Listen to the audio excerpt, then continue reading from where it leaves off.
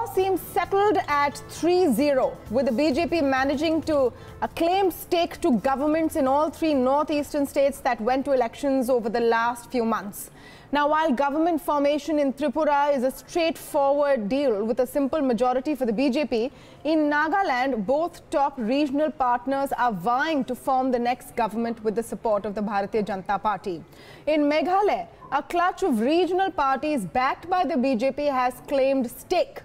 What do the Northeast elections indicate for the big electoral battle coming up in 2019, and what are the other factors at play? To speak on this, I'm joined today by BJP spokesperson Suresh Nakhwa, Zarita Lightflang, Secretary of Meghalaya Pradesh Congress Committee, is joining us on the show today, as well as senior journalist Aarti Jairath. Thank you to all of you for speaking with us on Bloomberg Quint. Ms. Zarita, I'm going to come to you first because Meghalaya was one state in which the Congress perhaps had a fighting chance to form a government. There has been a failure there as well. The BJP will be a part of this government with a clutch of other regional parties. Has the fighting spirit disappeared somewhere? Hi. At the very outset, congratulations. And the Congress party respects the mandate of the people and our very best wishes. No, definitely not. We haven't given up. And if I may tell you this, that just 2 BJP MLAs and 88% of the electoral funding basically can defeat democracy. That's the kind of, a government, or that's the kind of a new India that Narendra Modi ji basically wants to create. And the stability of the government is yet to be proved, because we have various factions in it, and we're yet to see how stable it is.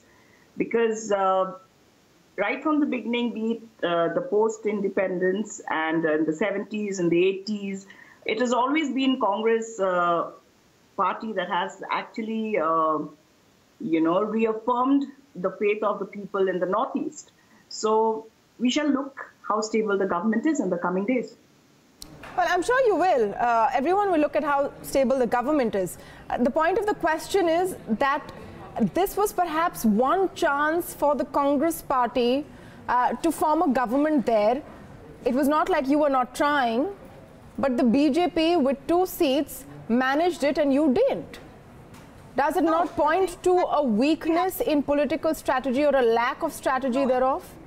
Absolutely not. BJP has got a track record of doing this. It did it with Goa, it did it with Manipur, and this time they've done it with Meghalaya. And it is purely horse trading that they're doing. It is nothing more than that. Okay. And can you tell me, we have the largest, we had the majority, and we were still not called to form the government. We have enough seats to form the government. Basically, it's a blind power which has superseded the need for stability in the region. That is it. You know, perhaps that moral high ground could have been taken if the Congress party had said, yes, we are the largest party, but we are short of a full majority. That is the will of the people, and we step back. Then maybe a moral high ground could have been taken today. But the fact is that the Congress party tried as well. But I'm going to come to Suresh Nakhwa just as a quick response to what the Congress representative on the show is saying. You have just 2 seats in Meghalaya. Why the hunger to succeed at all costs? That's the allegation that the opposition is making today. First of all, let me congratulate the Congress representative for scoring moral victory in Meghalaya and scoring a king's squaring to other states, Tripura and Nagaland. Now, coming to her point, they had got a majority. If they had the majority, the governor would have invited them. See, BJP was already in NEDA, that is North-East Democratic Alliance with UDP and other NDPP parties already in Meghalaya. So we have formed the government, and mind well, we don't forget the day when CM Girdhar Gama of Odisha voted against Bajpayee government, and Bajpayee government had to fall. We never forget. Okay, let me come to Aarti Jairat, because we want to go through this entire discussion point by point, and we're not going to talk only about the Northeast results and what they mean. There are a lot of other factors which have taken place in the last 48 hours. But Ms. Jairat, let's start with what we saw in the Northeast over the last few days. Some would argue that Tripura, of course, was historical for the BJP. Nagaland was, in the bag eventually with the BJP having partners on both sides. But Meghalaya is, in a sense, a true electoral victory, because they've managed to cobble up an alliance, which clearly the Congress tried as well and failed at.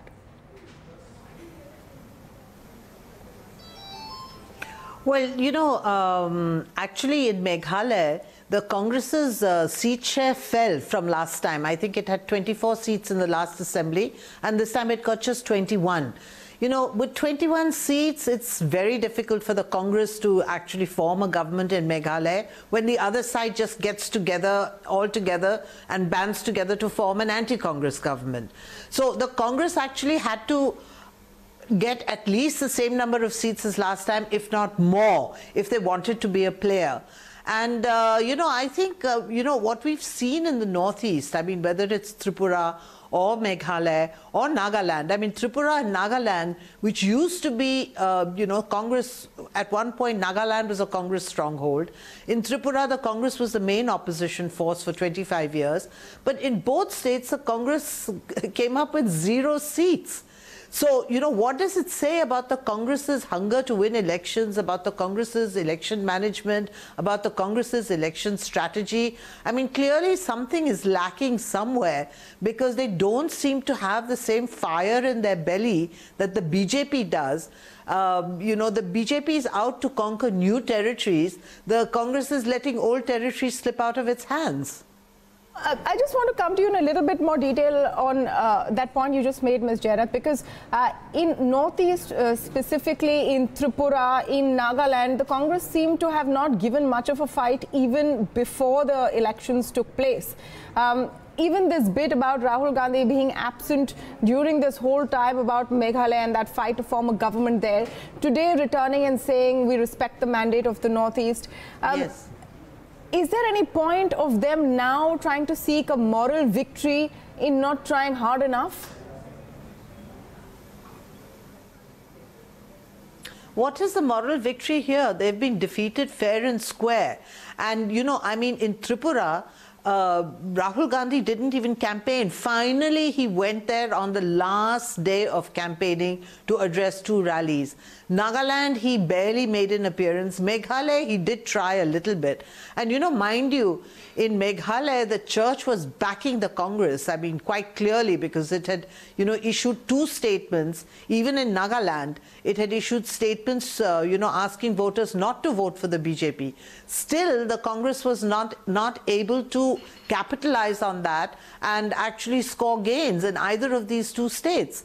And, I think it shows this amazing flexibility on the BJP's part, that a Hindi-speaking, Hindu-minded North Indian party has actually managed to make inroads in Christian-dominated states in the Northeast, and today is going to be a part of a government in 2 of these Christian-dominated states. They completely abandoned their cow politics of the, Hindi heartland, and, actually held a beef party in Nagaland, So, it just shows how the BJP is able to, twist and turn and, give up on core ideology just to win an election. And, that kind of hunger, that kind of fire, that's something that the Congress, maybe because it's been around for so long, so it's, got lazy, it's, got this sense of entitlement or complacency maybe, but it certainly doesn't have that hunger to win that the BJP has. I just want a quick response from Ms. Zarita on that point, because today I can understand it would be demoralizing for Congress workers. You were part of the Congress unit in Meghalaya. What was your experience like when you knew that your chief was not even in the country when you all were trying to form a government there? What is happening within your party? First and foremost, our chief, even though he may not be in India, if he has gone to visit his grandmother, I do not think that he's ever absent. The other general secretaries and the other top leaders of our party has always been in close touch with us, and we have been guided by the higher command always. And it is not that, an individual doesn't have a right to be concerned about his ailing old grandmother. Unlike, Modi ji, who every time he gets a chance, he will make it sure that it's a photo op when he goes to meet his mother, and he's not even bothered about his family. That is one point. And another thing is that we are definitely not demoralized. It only gives us a new lease of life because we are going to fight back. This is not the end, and we are going to work harder, and we definitely need to introspect. We definitely need to see where we've gone wrong, and we will work ahead, and we will see that we win back Meghalaya very soon. All right. I don't know how soon that very soon could be, though the Northeast politics is quite unstable. Coming to that point, Mr. Suresh Nakwa, it's not all roses for the BJP. It's not all roses for the BJP because in Tripura, your ally wants a separate state. Conrad Sangma wants a separate Garo land. NDPP and NPF both are miffed with you. NPF is saying that make the government with us, or Manipur might be under threat. So it isn't a bed of roses. You all have made difficult deals which will be tough to follow through. In fact, BJP should be appreciated when IPFT was asking for a separate land for tribals, but BJP brought them on the table and made them agree to one Tripura stand. Similarly, we are not believing in any separatist demand, and no separatist demand would be encouraged. And now Ms. Zarita talked about family. See, our leaders don't talk like my mother, my grandfather, my mother's grandmother, grandmother. No, our party is a dynastic party where you are born with a throne when you are born. Okay, and let Mr. Rahul Gandhi visit everywhere he wants. We are happy. He is a star campaigner. And when a leader of the party is not with his party at the time of its death, what can country expect from him? No, that is fine, Mr. Nakwa. Let's actually get back. Yes, Zarita, come in.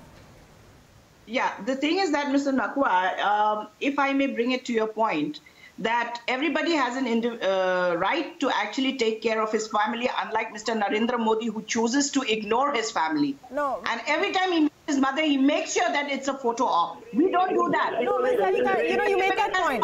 You made that point. And, just one...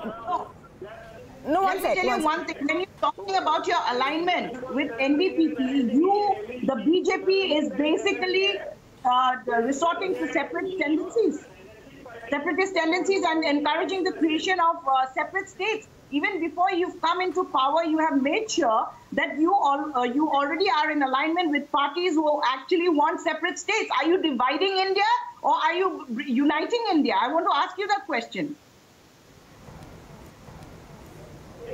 We got them on the table and they agreed on the stand of one Tripura.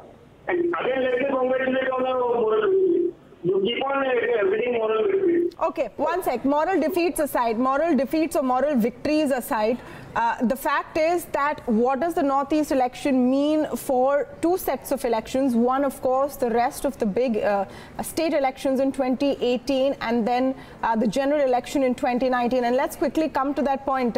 Karnataka Chief Minister Siddaramaiah today said that the Northeast will have no bearing on Karnataka.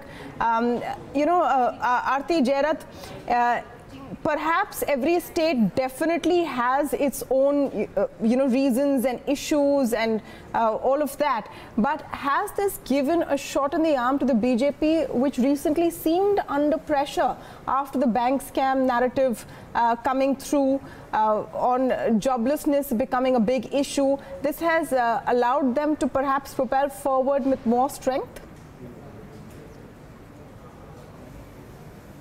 Absolutely. You know, I mean, obviously what has happened in the far-flung northeastern corner of India, you know, is not necessarily going to influence what's going to happen in South India. I mean, they're miles away. The issues are completely different. The people, the culture, everything is completely different.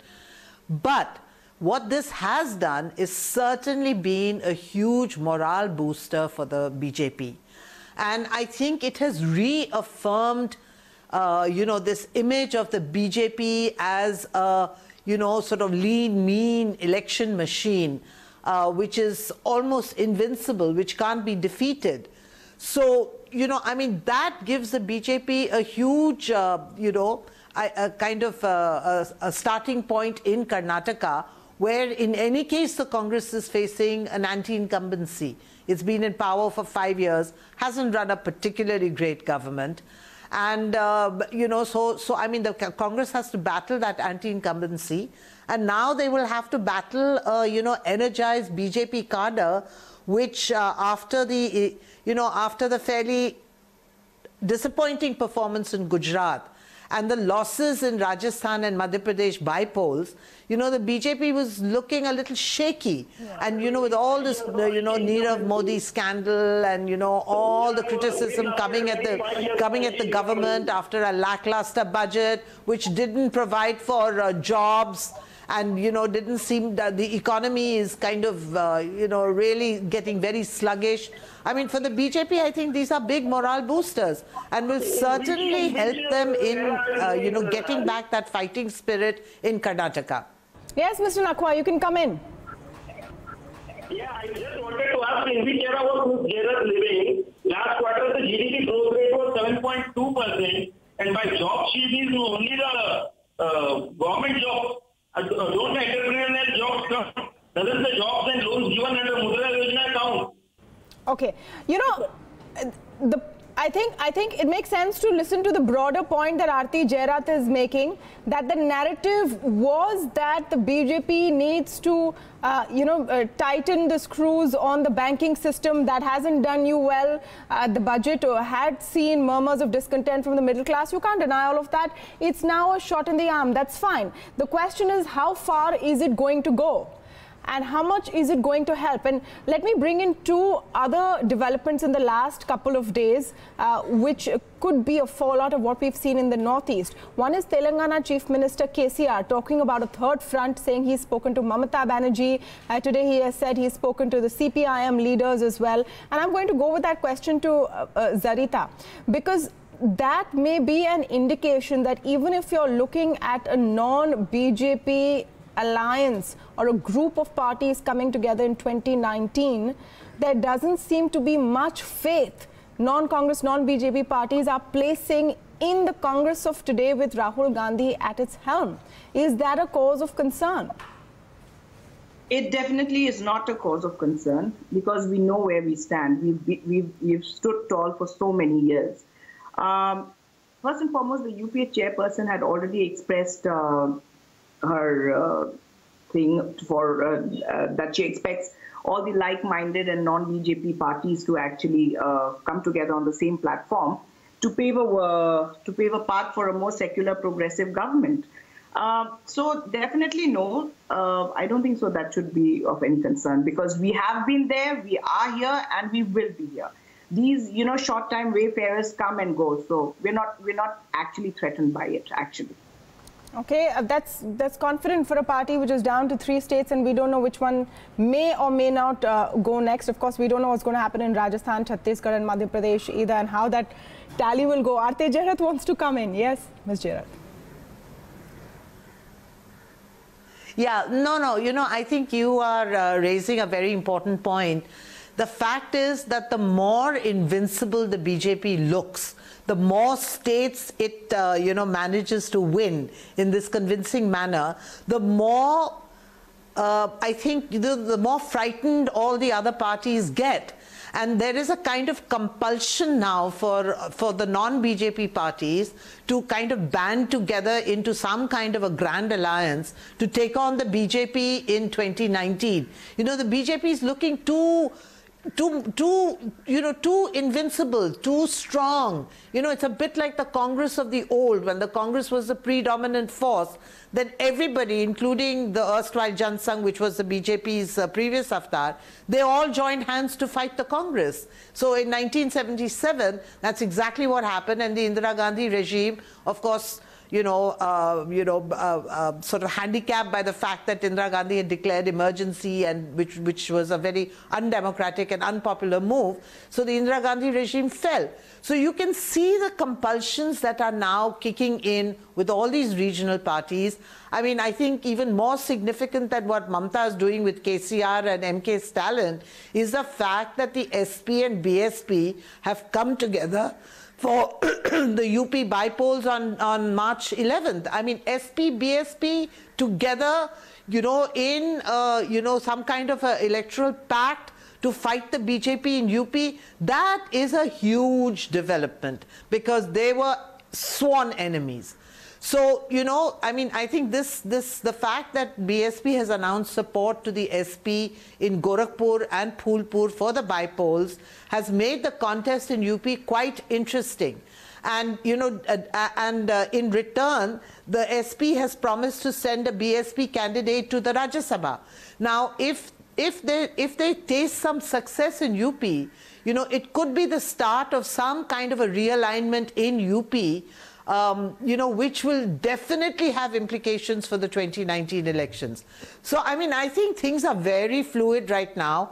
And yes, the BJP is looking invincible, but its invincibility, its strength is also its weakness. So we have to, I mean, let's see how this plays out now over the next few months. That's an interesting point, though. I must add here that Mayawati made it clear that this alliance was not for for 2019 as of now, but she has been known to be an unpredictable leader, so we can't really say what's happening next. And Suresh Nakwa, you must respond to that, because the bigger and more powerful that the BJP gets, the more afraid even your allies become. Whether Shiv Sena, Chandrababu Naidu is upset, KCR is making his own plans, you're going to have very few friends left, and there may be a situation in 2019 where you may need allies. Number one, BJP has grown powerful by getting democratically elected. That was the Congress government which has imposed the budget. And now coming to Mayawati, Uttar Pradesh, and Mayawati, when Mayawati can forget the guest house incident. But I would just like to remind her about the guest house incident of 1995. Okay, and just a deal for Rajya Sabha seat, that's all. That's my personal understanding. Now let all of them come together. The people of the country, the people of the nation are with us. And we are going to win Karnataka, we are going to win Madhya Pradesh, Rajasthan, Chhattisgarh, and we will win even 2019. Okay, as a spokesperson, you are bound to be so confident, Mr. Nakwa, but are you so sure about Rajasthan and Madhya Pradesh and Chhattisgarh? You're facing anti-incumbency there. SP, BSP tying up, even if it's for two bypolls, maybe cannot be brushed off so easily? Yes, I am very sure. Okay, yes, Zarita wants to come in. Zarita, no one everyone's making their backup plans. Everyone has a plan B. And they have a backup plan, but let me tell you something, Mr. Nakwaji.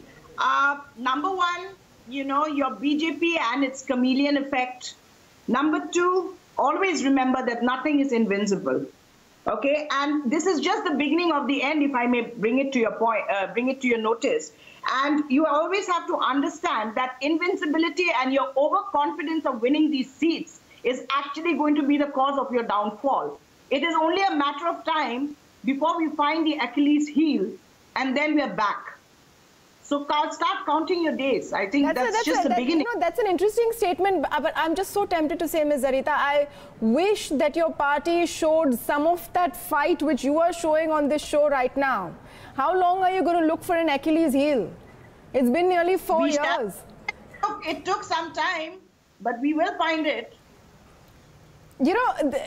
Off record, sometimes even top leaders in the BJP tend to say, yeah, it's lovely because, even top leaders in the BJP tend to say that, we can tell them what to do. they seem to have no clue. Is that a big problem, Aarti Jairath? We don't want anyone to tell us what to do. We know what to do. We know where we are running short. We are doing our introspection and we are ready to learn from our mistakes. And it's a matter of time, like I said. We shall find the Achilles heel. It's just a matter of time, madam. Just a matter of time. Okay. Yes, Ms. Aarti Jairath. No, but you know, the fact is that if you look at the big states, the states that have large numbers of seats in the Lok Sabha, you look at Uttar Pradesh, you look at Bihar, you look at Tamil Nadu, you look at West Bengal, you know, where is the Congress in these states? It doesn't have an organization left anymore. It's completely crumbled and decayed in these states.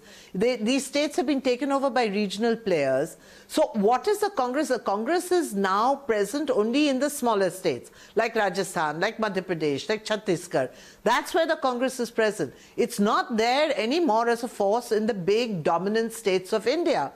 So, and you know, as these regional parties move to form a non-Congress, non-BJP front to fight Modi, the Congress will have to work out where does it fit into this scheme of things. Because by itself, it simply doesn't have the strength to take on the BJP on a national scale.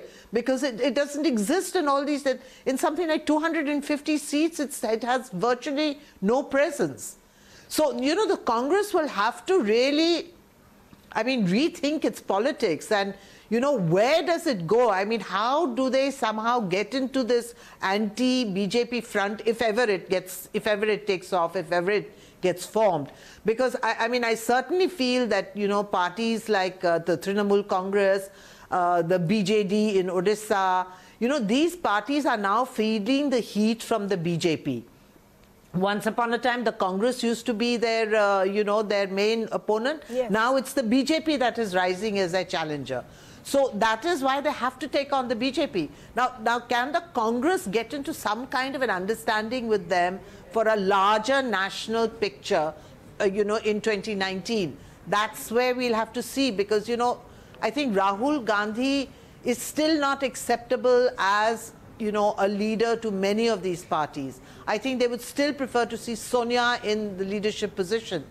So, you know, that's where the Congress's dilemma lies, because Sonia Gandhi now wants to hand over the reins to Rahul Gandhi. Yes. And Rahul Gandhi has not really been able to reach out to, say, a Naveen Patnaik or to a Mamata Banerjee or to a Lalu Yadav or, you know.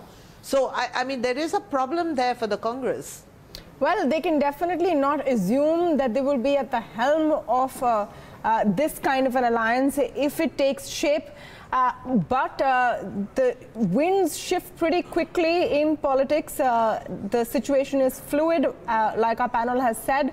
And things could change over the next few days. Everyone's now keeping an eye on two by-poll results in UP. Can you believe it? Two by-poll results have become so key to look at whether there are any vital signs really left in the opposition. I'll end it there, but thank you so much for speaking with us today. Suresh Nakwa, Aarti Jairath speaking with us today, as well as Zarita Lightflying. Thank you for speaking with us.